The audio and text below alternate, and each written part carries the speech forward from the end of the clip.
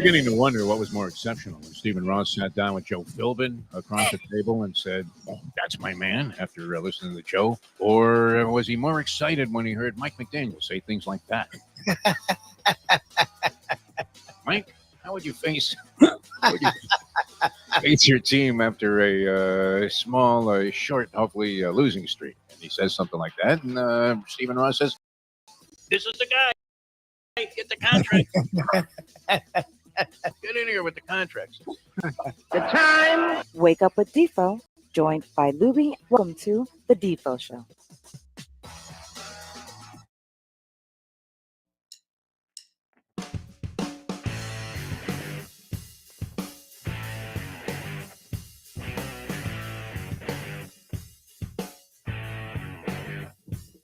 All righty, this is going to be an experiment in terror.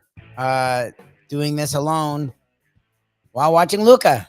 That's a fun. It's already a pain in the ass when Defoe's there trying to talk to me, but at least doing some talking. I don't have him now. Yay. But we will have the professor hopefully in the next 10 minutes. That's the only reason we're on today. I will be brutally honest. Defo had a prior engagement.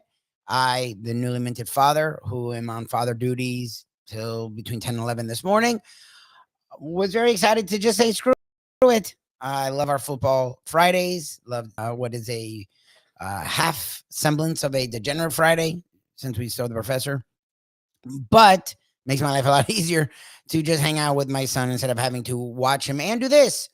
But Ken had a big board ready, and we are not going to deprive you all or ourselves of having a big board. Plus, the professor Ken Jacobson's college football plays of the week are always can't miss. Yes, it's very difficult to handicap college football and the NFL now with the parity in the NFL and the parity in college football, honestly. With the transfer portal, it's made it very tough to figure out who's who and what's what. Indiana's number 2. Texas A&M's number 3. Like, that's weird. Vanderbilt was top 10 up until last week, and they're still top 16. So, yes, it's hard to handicap these days, hard to bet these days. But, again, that's why these guys love to remind me. That's why it's called gambling and not winning. So I appreciate everyone joining in this morning with us. Had a dreadful Thursday night football game. I forgot it was on. I didn't realize it was on. We stopped our trivia at Landlubbers, and that's usually what would remind me that there was Thursday night football on, because it would be having the pregame when we would be exiting. Without that, I totally forgot it, to be brutally honest, and I guess there was a reason I forgot it. The Broncos and Raiders, and in a 10-7 Broncos victory. Yes, 10-7. I yesterday said the Broncos should win and cover. They did not. The spread was almost as much as they scored total. A 9. They did not cover the 9-point spread. The Raiders did, and the Raiders still got the L, even though they got the cover. Broncos now are 8-2, which would be really impossible to believe when you watch. They've been up and down in their play. Like, they haven't been strong. They haven't been fantastic. But the Broncos are 8-2. I guess they're second in the AFC. I guess they're second in the AFC. Or I guess they're now tied in the AFC with the Indianapolis Colts.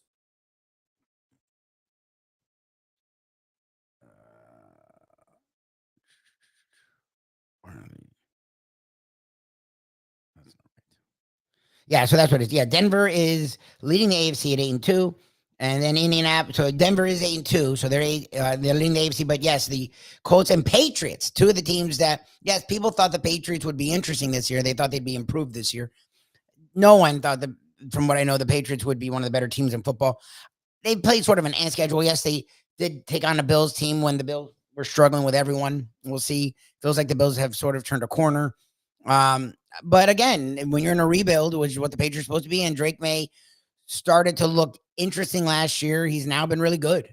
The Patriots have turned it around in a 4-5 and become one of the better teams in the league. I don't know if that's really what they are, but they are 7-2. And as Bill Parcells always said, your record is what it says it is. That's both for bad and for good. So very interesting what's going on in the NFL. A very boring game last night, college football. A few big matchups over the coming weekend. The local Canes try to shake off their second loss of the season. Sitting there now at number 18 in the recent college playoff rankings. I guess that's what they call them. The Canes in there at 18. They play Syracuse, a very, very strongly struggling Syracuse Orange. After they lost their starting quarterback, they've had issues. Fran Brown, their head coach, has now changed out offensive staff in the middle of the year, which is always a good thing. Defo always jokes about, when a baseball team struggling, they change out the hitting coach. Like that's going to do anything. I guess in college football, they mess with the offensive coordinator. They always mess with the offense or some with the defense. I guess Penn State got rid of Franklin and the defensive coaches. I don't know if that's going to do anything for Syracuse, but it feels like Miami should be able to use this game to get back on track. They are still in the playoff hunt. The ACC is very interesting because you have UVA with one loss, but undefeated in the conference, even though they lost to NC State. So I don't know how that works. You have NC State with one loss. No, I'm sorry. You have Louisville. You have Louisville with one loss overall, one loss in conference. So it's very interesting to see them hanging around. There's a lot of teams with one loss in the ACC, and then you have Miami sitting there with 2 losses. So they're not out of it per se, but it will be a tough slog. A lot of people down here keep saying, well, how is Notre Dame 10 or 12 and the Canes beat them head to head? Notre Dame's won like 6 in a row, and Miami's lost 2 of 3. Yes, when you lose, it matters. It does. And head-to-head should matter. If you have the same record and a team head-to-head, they should be ranked higher. These are not the final rankings. To me, Louisville has a better record than both and beat Miami. So Louisville sitting at 15 and getting screwed, not Miami. Miami's lost twice in the last 3 games. They have 2 conference losses. Right now, they not only aren't slated to be in the conference championship game, they're behind a slog of 1-loss teams. So they're not even close to getting in the conference championship game, let alone winning the conference. So that's not going to be a team that's even sniffing the playoffs per se, at least right now with less than a handful of games left. But the Canes are in striking distance. I think Louisville's one getting job there. I think Louisville has a better record than both those teams.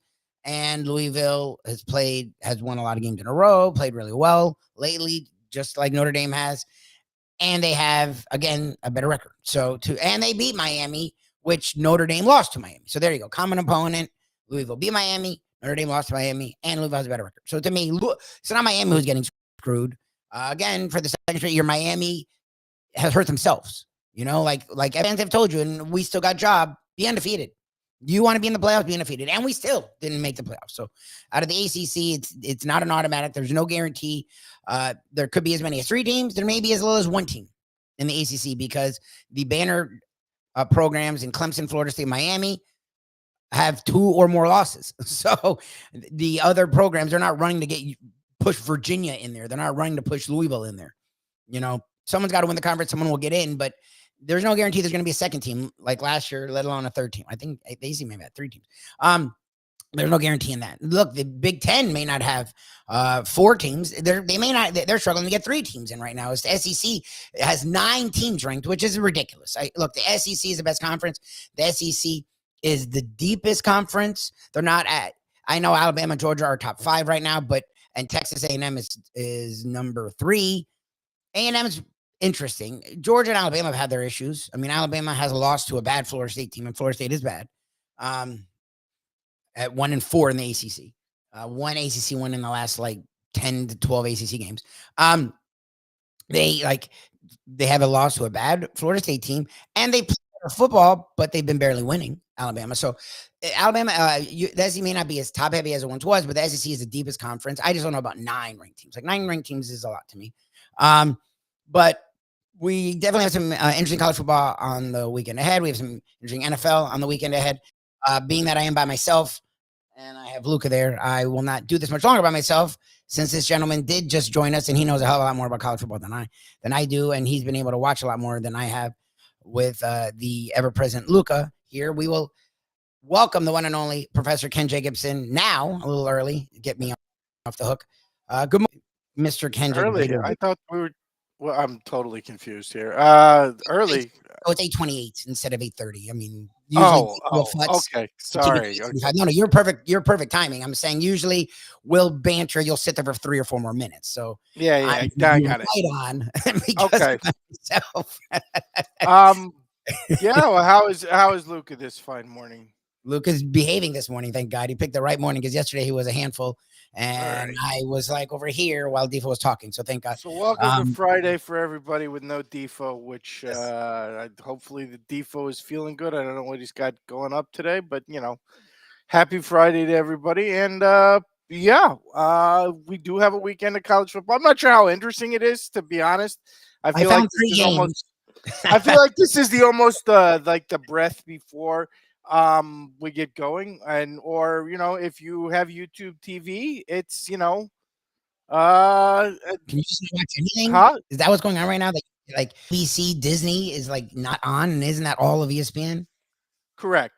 No, not all of ESPN plus ABC plus Disney. So, you don't get the network games either, or Monday Night Football. God. Like, Oh, yeah, jeez. yeah. I mean, but we got a lot going on, in the world of sports. It's not just college football. We, the Miami Heat off to.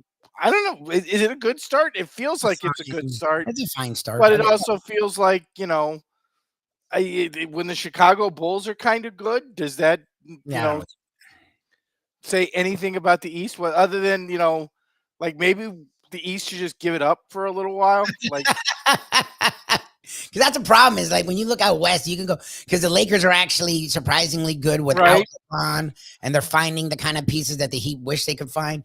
Like the Warriors are still hanging around. You have the Spurs, who have become one of our favorite teams to watch. Very interesting. The Nuggets are still an Nuggets are interesting so team. great. The Thunder are so Rockets good. can score against anybody. Like, honestly, I feel like the Western Conference is just much, much better. And that's even with like OKC making it look like the season's another foregone conclusion. Yeah. Right? Like even And again, you brought up something yesterday that is actually within the realm of possibility. That's just dumb. Like they have enough pieces where they don't have to stay pat. Like they can actually be better. no, there's actually was a lot of talk on Twitter yesterday that with Memphis apparently making a very early decision to pack it in, that Jaren Jackson could be on his way possibly to Oklahoma City. And everything I saw proposed centered basically around Hartenstein going to Jesus. Memphis. So, you get Jaren Jackson for the Hartenstein and draft picks poo-poo platter. I mean, that feels like one of those deals that, like, honestly, much like the NFL trade date, like the opposite of the NFL trade deadline, where like it didn't feel like any move really put someone ahead of the pack. This would be like the exact opposite to me. Like I feel like if Oklahoma City could get Jaren Jackson, again, a legit two-way guy, and for a team that's already, really difficult defensively, gives them like a true defensive big. I mean, Holmgren's a nice defensive player, but he's more of like a versatile off the ball guy. Yep. Yeah, it feels like Oklahoma City would be like a foregone conclusion for like a few years. Well, it allows Holmgren to not have to worry about the defensive side, and that because that's not his strong suit. He's actually decent defensively, but like now he doesn't have to defend bigs as much as he was. No, I'm saying he can play off the ball, which is can do a kind whole of with a shot blocker like him, what you want. You want him to feel the, the guy I always think of is Marcus Camby. Yep. Was like an okay on-ball defender, but what he was really great was, patrolling the lane and just, being a pest when he could play off the ball. For a team that's already elite defensively. Yeah, and again, they have so many draft picks that if you're the Grizzlies, what you would be wanting is draft picks. So Yeah. it's that kind of a And trade. they've got all of them. They've got I believe it's 4 this year and 4 next year in the first round. Oh, they've got more than the New York Jets do. Oh God, yeah, who have 4 in the next 2 first rounds combined. Yeah, I don't know. The NBA season's got off to an interesting start. The East is literally from the 2nd seed to like the 10th seed is 1 game difference, and from 5-3 to 4-4. So it's or 3-5, I guess. It's a very tight, and in the Eastern Conference. The Cleveland Cavs to me are the most well-rounded team, and they sort of have not gone off to the start. I would think the Magic are an interesting team. The Pistons are an interesting team, but they're young. Like by the way, everybody who gave me shit for the last year and a half about the Bulls lost the Alex Caruso for Josh Giddey trade. Oh, please. Do you still feel that way? Do you really still feel like it was worth? People thought they lost that trade. Oh yeah, a lot of people did. A lot of I mean, people Caruso thought was like, a nice piece, and they a lot of didn't people are random. need Like it. Alex Caruso's like that random white dude that people just love for whatever He's reason in gritty. the NBA. He's like He's hustle gritty. and gritty. Yeah, yeah. No, people thought Oklahoma City got the better end of that trade. Oh no. For and meanwhile now Giddy's now a triple double guy. Like he's threatening Jokic type of numbers. He's And a that borderline all-star caliber player. Like the fact that I this would team say even so had far him this year it's more than means border. I a mean real all-star. he's 23, 9, and 10 thus far this Jesus. season. That's I know that nothing. if that's borderline, I don't want to know what an all I meant when they made the trade, like he on that team was one of their better players on that Thunder team Yeah. when they traded Josh Giddey. Like they just realized, okay, we don't need another lead guy. We're getting Holmgren back. We have SGA and then Jalen Williams, who's ridiculous. Like we just need more tertiary guys, so it worked out for them. But the Bulls got a guy that could become their number one or number two. Like Giddy's a legit player. I don't know, but the Bulls being Well, the thing is, I like the kid. I wanted the Heat to make a move for him because Yeah. at the time the Heat were trying to be active in the trade market. I was like, we could do better than Alex Caruso. Yeah, I would have wanted Giddey. That's what I would have wanted, honestly. No, I'm saying we could have given something back better than Alex Yeah. Caruso.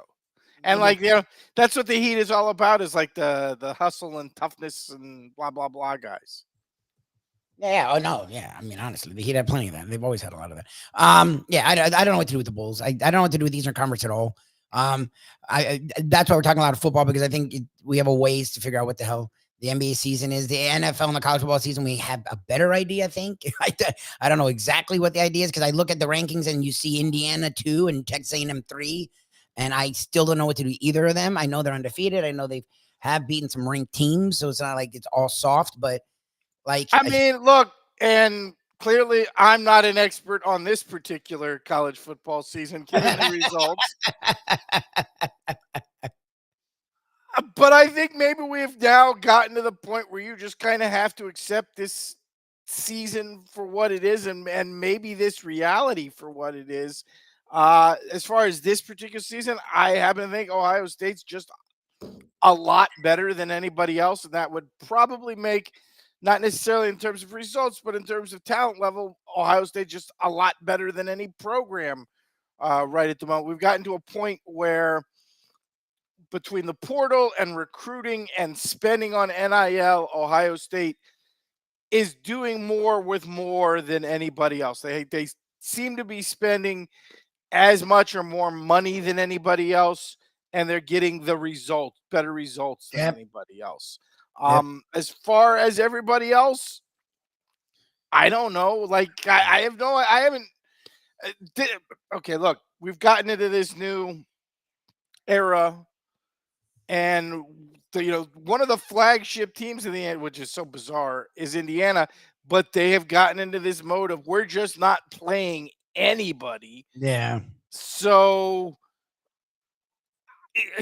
you're judging it on 2 games. I mean, I honestly, I have no idea how good they are. It's so weird. Right? I mean, I still think if they play Ohio State, they'll get housed. Like I really beat feel the that. hell out of Illinois, who's Yes. a somewhat disappointing team with 3 losses, but not. I mean, they're a solid football team. And then they went out to Oregon and handled Oregon by 10. Now, is Oregon great? I don't know. Again, the Big Ten, I hate to say this, Been very the Big Ten has actually gotten worse about scheduling than the SEC is. Like I have seen, Ohio State handle Texas. I've seen Ohio State do enough week in, week out that I am comfortable saying Ohio State is very good to great.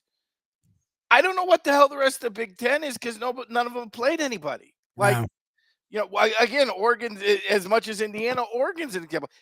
How am I supposed to know what Oregon's resume is? They beat Penn State in overtime at Penn State. They're 3-5. Okay, but at the moment that looks good, but Penn State went and lost to UCLA and Northwestern and fired their coach the next 2 weeks. So, I mean, honestly, what other than that, what am I judging Oregon on? Like, why am I convinced at 7-1 that Oregon is good to very good? I mean, pro prospects. Okay, they've got a few. It's not like, again, it's not like they're Ohio State where literally the entire team is, a draft pick player. And am I going to be convinced if they go in and whomp Iowa at Iowa? Not really. No. I mean, that I don't know that that's selling me. So see, here's the thing. I don't want to come on and be a jerk off and be like the guy, even though I really think Kurt Signetti does come off like a kind of an asswipe.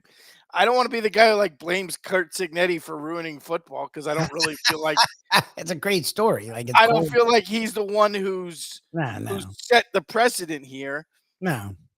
But I feel like he and to some degree, like I said, the rest of the Big Ten have taken it to a ridiculous end with the scheduling. We are now 8 or 9 weeks of the season. Again, I'm not sitting here saying, "Oh, Indiana's no good," or "I don't know about Indiana. They're 8-0." Blah blah blah. If they played Georgia or Bama, I feel like if they played anyone in the top 10, they beat Oregon. Okay, fine, and they beat them soundly. But some of these other teams in the top 10, even a Texas Tech with the way that they play offense, like I don't know with Indiana. And that's my point is they haven't played anybody for me to know. Their entire Indiana is really good case, or Indiana's a threat to Ohio State in the playoff kind of case, is based entirely on one game against an Oregon team who has also played nobody. Yep. I mean, like Penn State is supposed to be the linchpin piece, except what found out is that Penn State stunk. So you tell me, like, what are you making the case on that? So again, I feel like, well, I know this just because everybody else I know is having a miserable season. But like, I feel like we're all sort of in this head scratching landscape, and there's a few pieces to it. Number one piece is the SEC is just total chaos. And I know like Texas A&M fans and Ole Miss fans and or even Alabama fans feel like they want to separate. I really feel like the SEC's got like 8 teams that it really could come down to one play in a matchup of any of them. Yes. I mean, and you look at this first round of rankings. There's 9. That's the thing I was going to say. There's 9 SEC teams ranked. And again, who do you leave out? Like, they sort of have earned it. Like 9 feels ludicrous, but they've sort of I guess Tennessee with 3 losses is a little weird, but the other 8. Then again, you go and look at Tennessee, losses, and they're like literally probably half a dozen plays from being undefeated and the runaway number 1 in the country if they were undefeated. Like, you go back to the Georgia game, they lost because a kid missed the field goal. At the end of regulation. You go to the Alabama game and you say, if they don't throw that pick 6 at the end of first half, like, that's a game that Tennessee could have won. That was a huge play in that game. And you go last week, Oklahoma, there were like 4 different plays inside Oklahoma's red zone that could have swung that game because Tennessee was middle in the red zone. So yes, I agree. They seem with 3 losses a little bit of a weird insert, but by the same token, like I said, they're 3 losses, but probably half dozen plays or less away. I don't mean, lucky plays. I mean plays away from being unbeaten in the number 1 team in the country. So, honestly, the same thing with Vanderbilt. Like, does it feel weird that Vanderbilt is there? Absolutely it does. But if they recover that onside kick, they're like top 5 this week. They've been so. That's it. Look, we've talked about it because it's the SEC beating up on the SEC. So do they prop themselves up? What is it? When you watch them this year, it doesn't. I can say after last year where it felt like that was the case, this year it doesn't.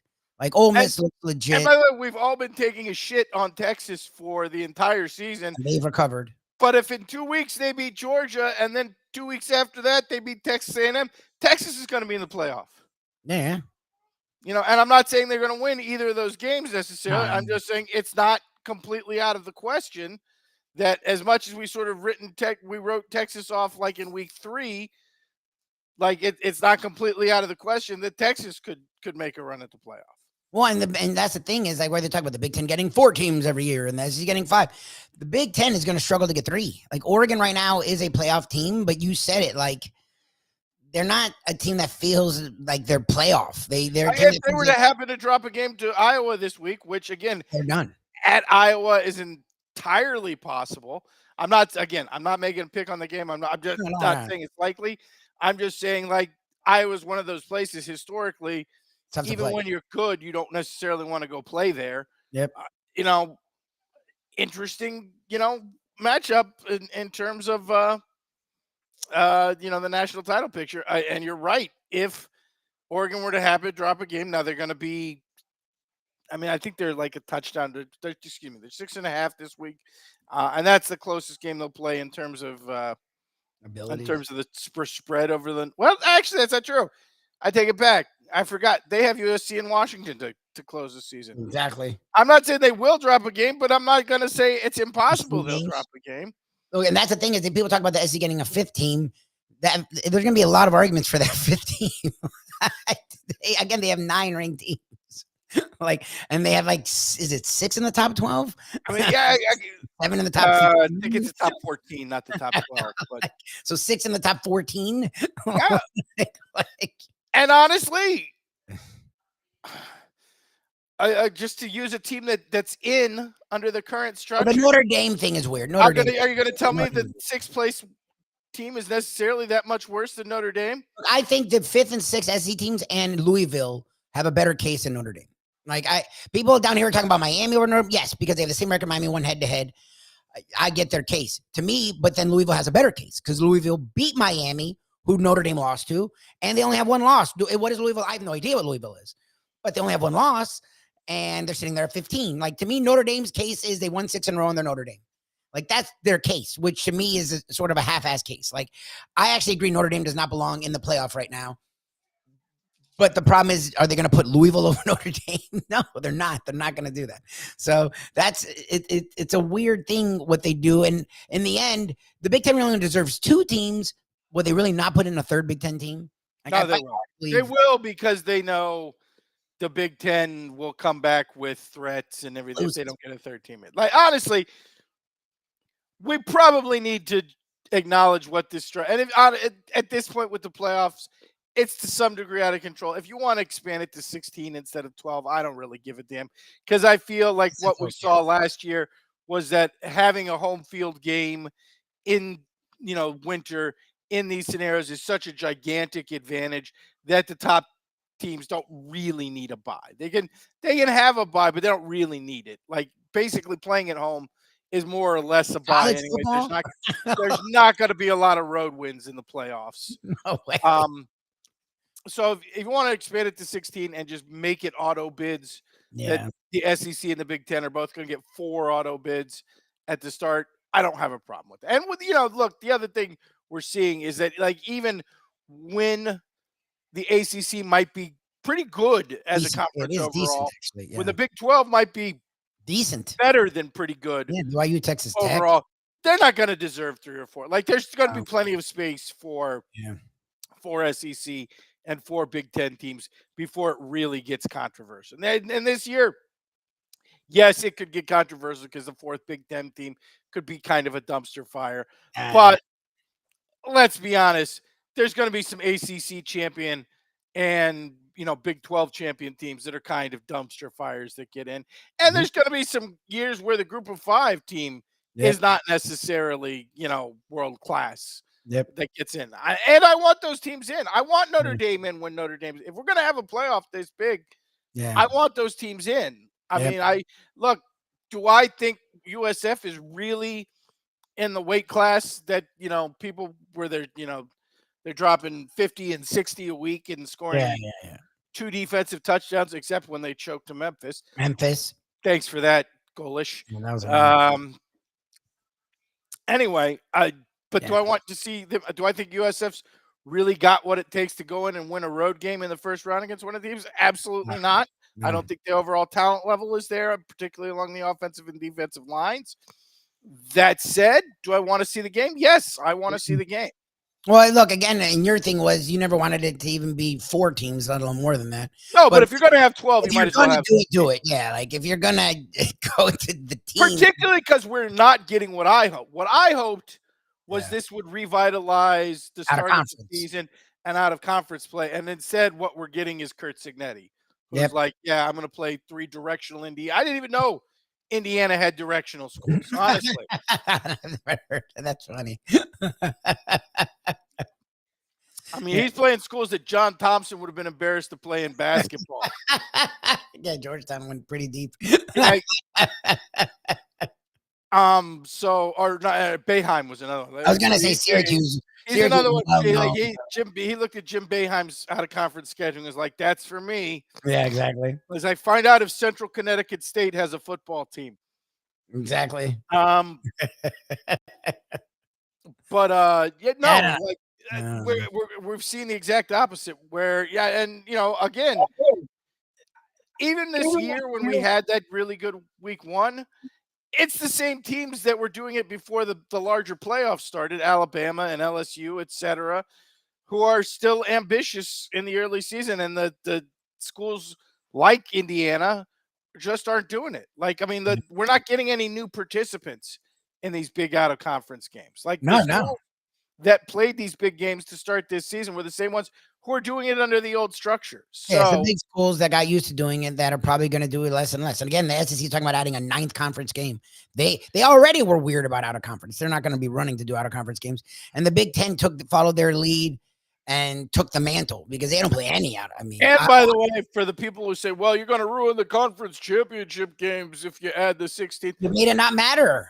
The conference championships games are already ruined. Like, they were ruined last year when Oregon played Penn State for the Big Ten and Ohio State was sitting on the sidelines knowing they got a week off to get ready for the playoff and looked sharp as hell doing it. What do you mean? So, remember they got to the point, this is years ago, where Alabama got in while not being in the conference championship game. So it literally, remember, before UM lost to Syracuse, the idea was UM could lose the conference championship game and could hurt them.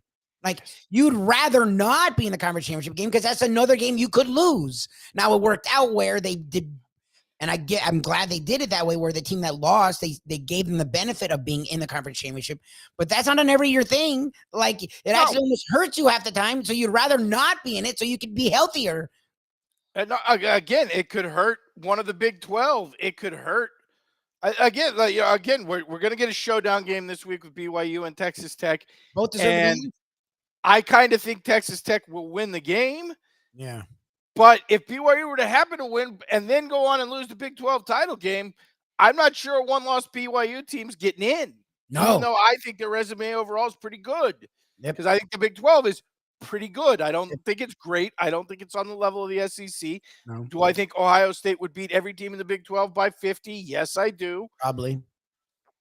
But I think there's an argument for a second Big 12 participant that's probably going to get eliminated if BYU loses a game. So, again, to me, the conference title games are already trashed. Like, that's just a money grab on a weekend. So, and then there'll be the people who say, well, then Army and Navy doesn't get their own week by itself, which I'm sorry, I don't care. Like, honestly, let Army and Navy be by themselves in the noon spot on conference championship Saturday, and all the other conferences agree we'll either play games Friday night or we'll play after Army Navy. They don't need an entire weekend to themselves. I never got that. I said, again, I get back in the day. I know your grandfather was a military hero.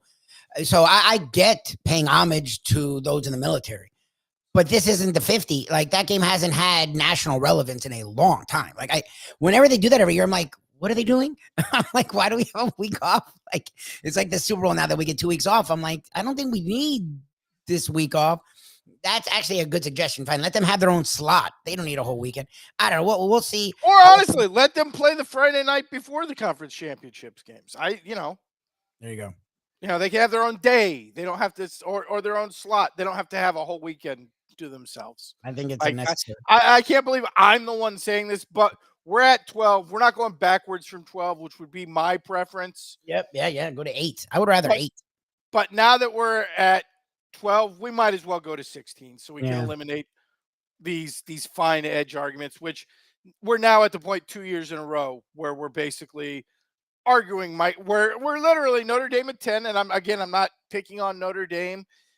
But yes, there's a case for the Miami Hurricanes because they have the same record and because they beat Notre Dame and because Notre Dame, I mean, USC is their best win.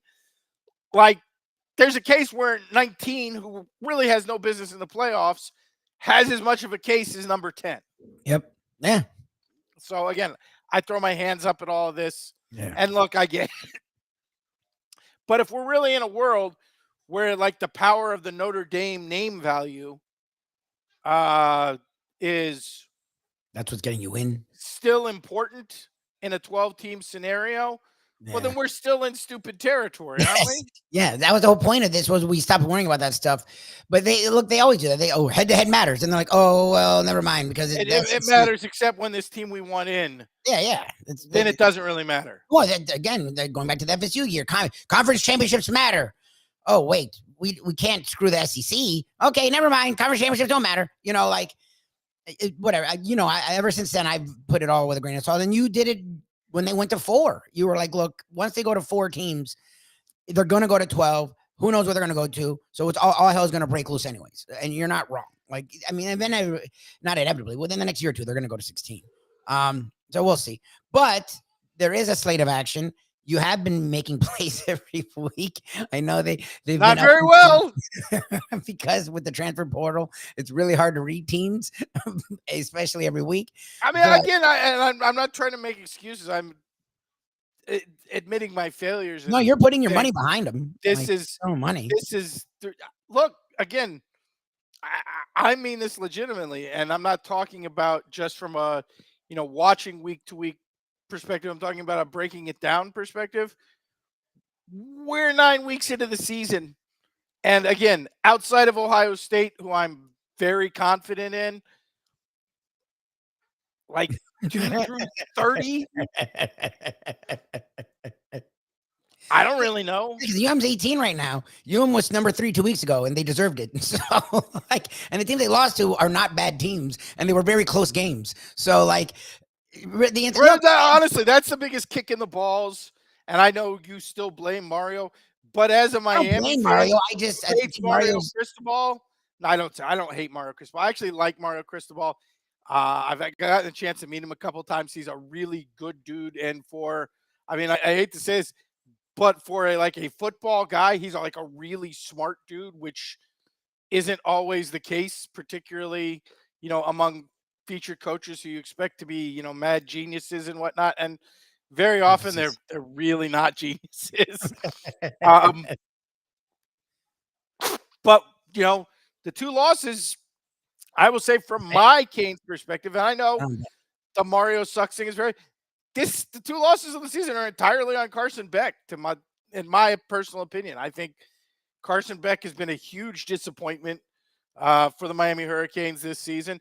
Is it all his fault? No, it's not all his fault. Like, the wide receiver core outside of Tony is not particularly good. And, you don't see dudes running wide open and winning their routes all the time for Miami. But I can't put this season, the 2 losses on Mario. I got to put them both, in my opinion, on Carson Beck.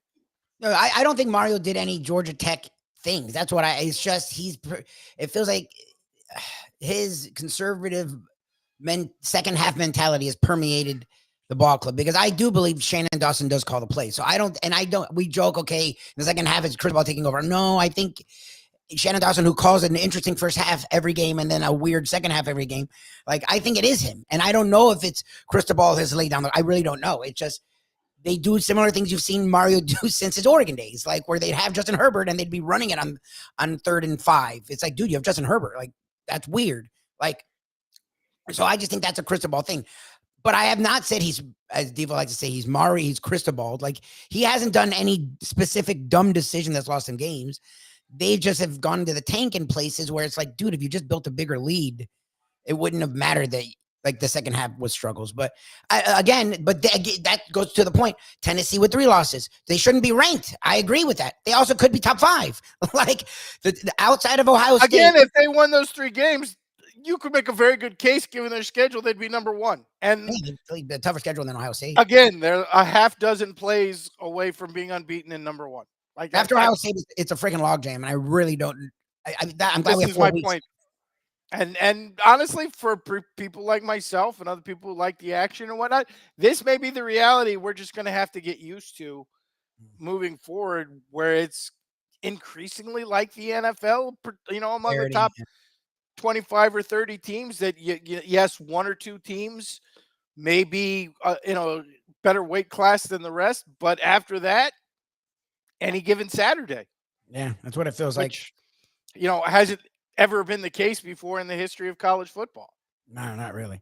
Do you have it? Anyway, so going into that, what are you after you soft sold the crap out of it? Let's start with tonight, Memphis taking on Tulane. Memphis laying 4.5.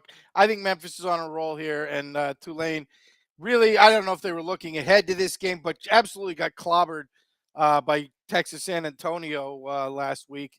And I don't necessarily think it gets better tonight against Memphis.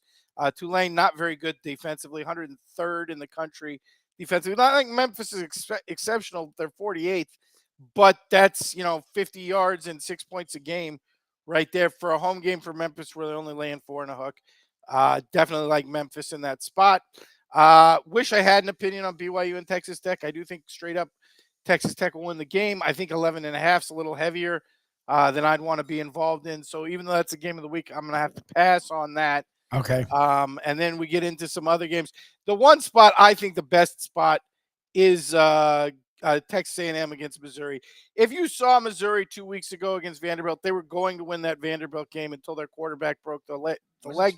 But they have absolutely no backup situation. It is a true freshman. They looked incredibly scared of him under center. Now they have had a week off, so they can install some stuff, but it's still a true freshman playing against Mike Elko, who really strong, as we know, one of the best defensive minds in the country. Yep. And A&M's only laying 6.5. It is a road game, of course, in Columbia. But I can't believe this. I'm buying into Texas A&M at this point in the season, which really tells you all you need to know about this particular college football season. Is that you're thinking, well, Texas A&M is going to have a strong finish. Wow. Yeah. Sure, because that's never happened. Historically, that always holds up well. Between Sumlin and then Jimbo. I mean, much longer than that. Yeah. And finally, in the I don't know game of the week, I actually am going to take Oregon. I think Iowa. I know they have been stronger offensively the last few weeks, but I can't buy into Iowa doing anything offensively against this Oregon defense. Again, I could be wrong here, but you look at the numbers. Oregon comes in with the 4th ranked defense in the country. They have played a little bit more offense than Iowa has played. Iowa comes in as the 3rd ranked team, but obviously the difference here is in the offenses. I don't know that I think Oregon's going to win by 4 touchdowns, but I do think they'll cover the 6.5 on the road. All right, so there, your professor's plays of the weekend. We now turn to one of our favorite, if not our favorite parts of the week, professor's big board top 5. There we go. If you want to pull it up. Oh, you're ready for it? Okay, because I know you sometimes do the preview. All right, there we go. And obviously, we didn't talk about Halloween a lot last week because Halloween was on Friday last week, so we didn't get into it. But this week, there have been a lot of scary events. God. In the world of sports. So it is this week's big board of the scary world of sports on Halloween week. All right, let's go. We're being like a 16-year-old girl and expanding Halloween for a week. That's much fine. like it's birthday, yeah. Young people like to do with their birthday week, which is it's ridiculous. If I'm being honest, one of the things that aggravates me the most about young people. About kids. And if you know people who have kids, like there are some kids, particularly, again, little girls, who are now extending it to like a whole birthday month. I was going to say a month. Yep. September is my birthday month. Well, that's not a thing. That's not a thing. The hell is a birthday month? Anyway. It's a week of Halloween. I'm interested in what we are doing this. And that starts with number 5, which is, did Spo talk shit to one of the Jokic brothers? Oh, no. Because I'm going to say. No, it's exactly how. This is exactly the kind of thing that I would expect to happen. No. If you talk badly to the older Jokic brother, you come home to find your house is a burning inferno. You come you come home to find that the family cat is dead as hell inside a burning house because you said something bad to the older Jokic brother. Like this not just feels like the pictures look like something. I was that gonna the say look older exactly Jokic the brother would same. do. Jesus. Like I honestly expected a picture of the Jokic brothers just standing on the side of the house. Like in one of those movies where they're Right? just watching it go down. I mean, my first thought was again, I noticed Defo said yesterday, like Jimmy Butler took the night off Yep. under suspicious circumstances and come home to find this. But I realized they were playing the Denver Nuggets. Like Yeah. Spo might have said something stray. Yeah, one you of know, the I mean, it doesn't take that brothers. much. And, like this feels like the minimum reaction if you piss off one of the Jokic brothers. You're lucky it was just a house with no one in it. We warn you. Yeah, Exactly. This is their shot. Get out of town or something. Oh my God. Like, honestly, all that's missing is like a little horse trotting around and one of those carts behind it. Joker on a horse. Right. We told you. You were supposed to lose by 6. What was that? Anyway, so like obviously an unfortunate situation with Eric Spoelstra's home. Yeah. And as Defo said, for a dude who's had a lot of success in life, it seems like a good dude. Like a lot of weird circumstances. He missed the one, which is of course Eric Spoelstra in his college playing days was on the court the night Hank Gathers died on the court. Oh, geez, really? Spoelstra was like the first guy next to him. If you remember the picture. Really? Yes. Eric Marymount? Point guard. Oh my I think God! Pacific was on the other. Oh, he was other on the end of it. team. So yes, he was the point guard on the other team. But like he was right there when Hank Gathers died on the court. Oh Jesus! Drew, again, married a Heat dancer who I actually met one time on a different radio show. It seemed like a very nice woman, and clearly that didn't work out. That did not work out. And and unfortunately, he did not do the Russell Wilson move and like get divorced right before he signed the new giant contract. So guy's had a lot of weird events in the course of his life. But this one seems like it was less coincidental. And like I said, maybe one of the Jokic's caught the flight before him on the way out. Yeah, Jesus. Like left the game at halftime and caught the red eye. Yeah. Came and burned Spoelstra's house to the ground. Oh, Jesus. Watch your mouth next time, Eric. Exactly. Be careful. That takes us to number 4, which is Dan Campbell's wife revealed that Dan Campbell once went to Halloween dressed as Marilyn Monroe, and she had the pictures to prove it. And somehow cross-dressing Dan Campbell is much more terrifying than normal Dan Campbell.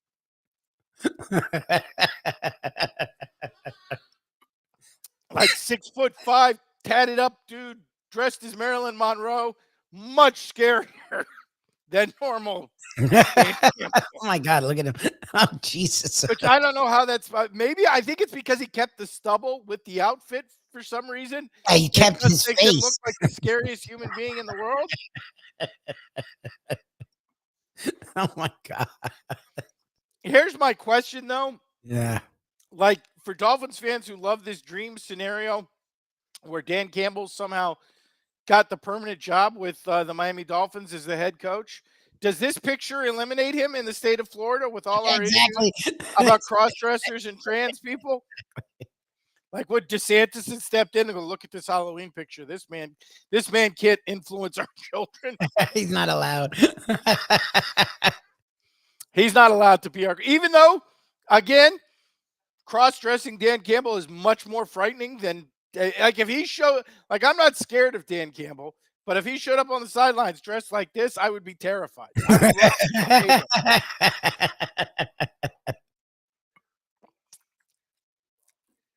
That takes us to number 3, which is less frightening and more just sad for one particular person, and that is I'm actually starting to feel sorry for Arch Manning. This on the left is Charlie Manning. That's Eli Manning's 7-year-old son who went dressed as Halloween as his favorite quarterback, and it's Jackson Dart. Which, like, okay, if you're Eli, like the kid's 7 years old, he doesn't remember you playing. Uncle Peyton, the same. Grandpa Arch, he probably has, excuse me. Grandpa Archie, he probably hasn't seen the old black and white film.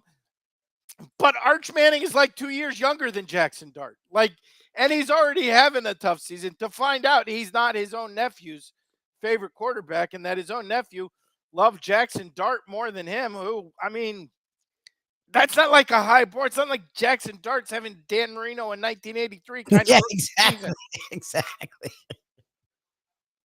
I guess you grow up a Giant fan in that house if you're an Eli's kid, but still, like you have to like the Giants I quarterback. feel like that's rough, man. I feel like that's a tough beat if you're Uncle Arch and you're already having a tough season. You're looking for support from your family. It's not happening from your cousin, man.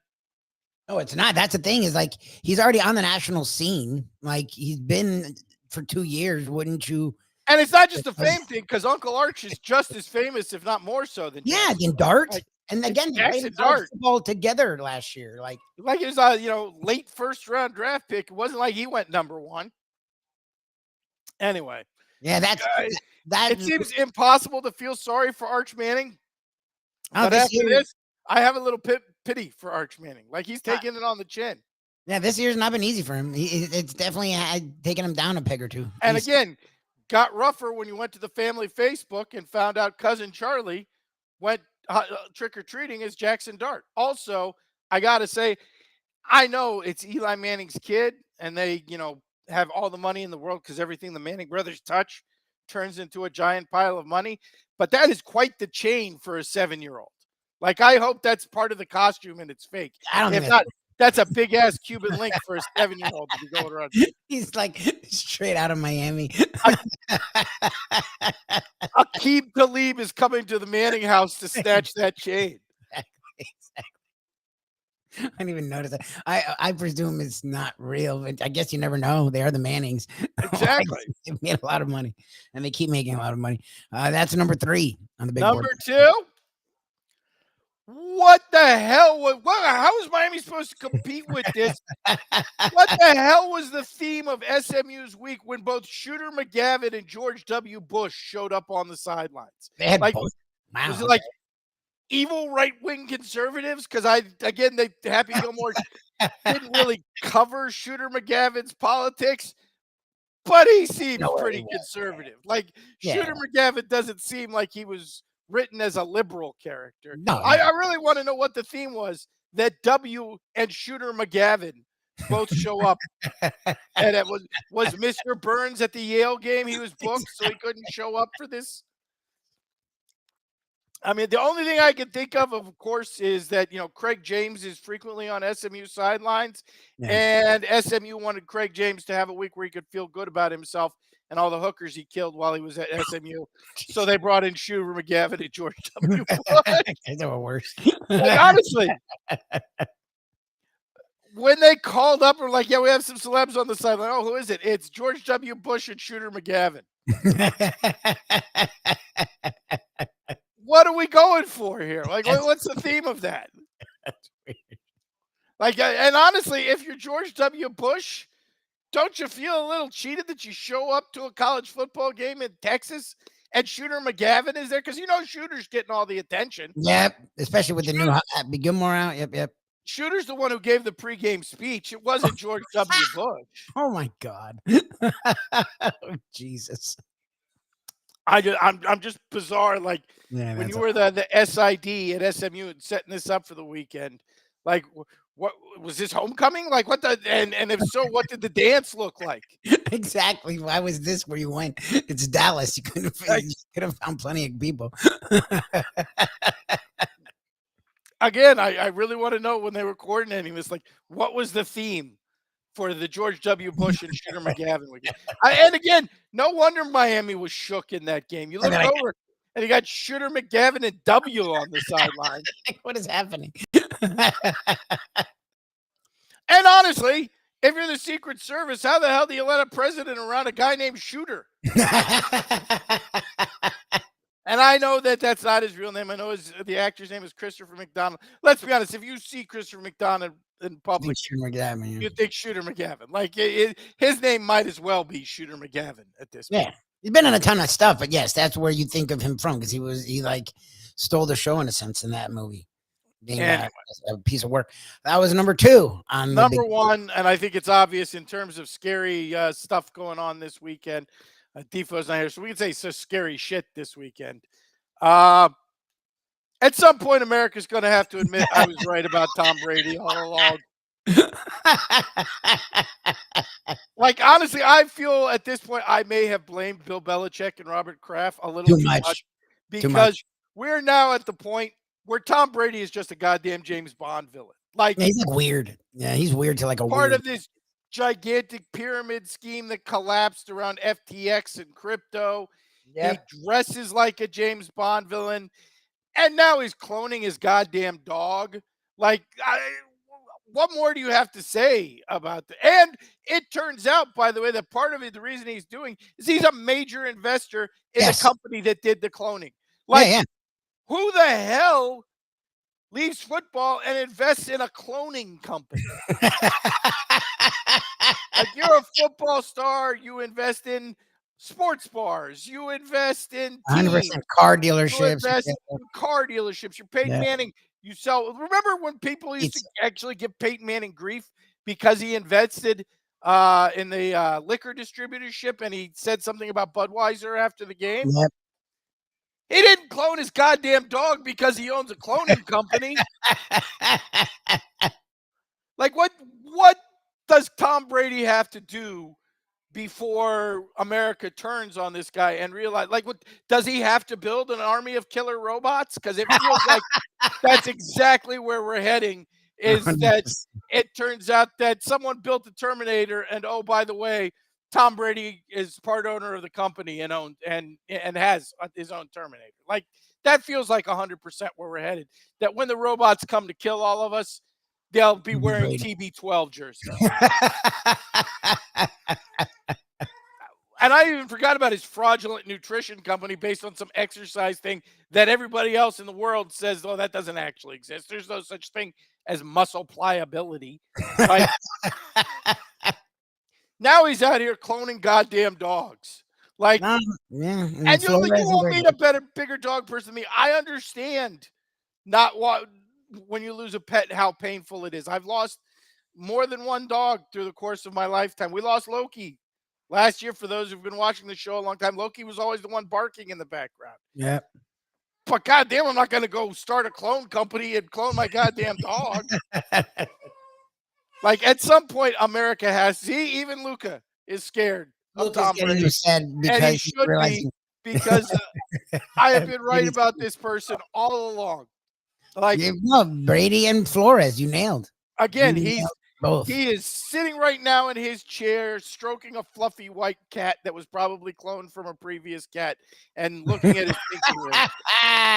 Like, at some point, America has to admit, like, this man is just a James Bond villain. Like, I don't know what else to say. He's gotten younger looking. He does the Ozempic face. Yes, it's the weirdo stuff with the kids. Yes, there's just a long line of stuff with Tom Brady that proves, even if you're not a Patriot hater, you got to wonder what the hell that guy is. And like they say, this dog is 2 years old and he did this 2 years ago and just kept it secret. But are we sure about this? Because remember, a month ago, he got in trouble with PETA about comments about going home and kicking the dog. And now he has a new dog that is a clone dog. I'm saying that dog might not be 2 years old. They may have raised that dog to be 2 years old in a lab over the last month. Like, they may have grown that dog in the last month just because the timing seems way too coincidental that Tom Brady makes the kick the dog comment and PETA hates him for it. And now he's got a new clone dog from a cloning company that he owns. Who the hell buys a cloning company? No, that was when I saw that. Like if you're some like evil scientist, okay, I get it. You want to? If Elon has a cloning company, I get it. Why does Tom Brady have a cloning company? Because he's Tom Brady, and he's a lot more whacked in the head than people realize. So Ken was ahead of the curve on that. He was ahead of the Not curve. whack, evil. He is an evil human being. He leans definitely evil. And Brian Flores, you are definitely ahead of the curve. And we'll see if you're ahead of the curve on your college football plays. Be nice.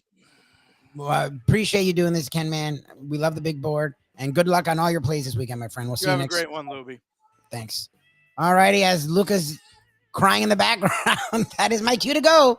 Definitely check us out at 1 o'clock. We'll be at one of our favorite places on our tours. Definitely our favorite way of ending a week. Gulfstream Park, 10 Palms. 1 o'clock, we will have a 10 Palms brunch voucher contest for you. Thank you to Mike Mayo, and thank you to Joe Beja, Executive Director of Hospitality. Appreciate everyone for checking me out. Defo and I will be back Monday. Have a great weekend, everyone. And we will see you Monday morning after another. If you know, we didn't even talk Dolphins. I mean, I don't care. The Bills are coming to town. The Bills are going to throttle the Dolphins. The Dolphins are a mess. Greer's gone. McDaniel will be gone at some point. FSU plays Clemson. I think they'll play at Clemson. That's a disaster game. I don't know what will happen there. Miami will probably beat SMU. So we will talk all about all that and more Monday. Thank you for joining us. Have a great weekend, everyone. We'll see you Monday morning.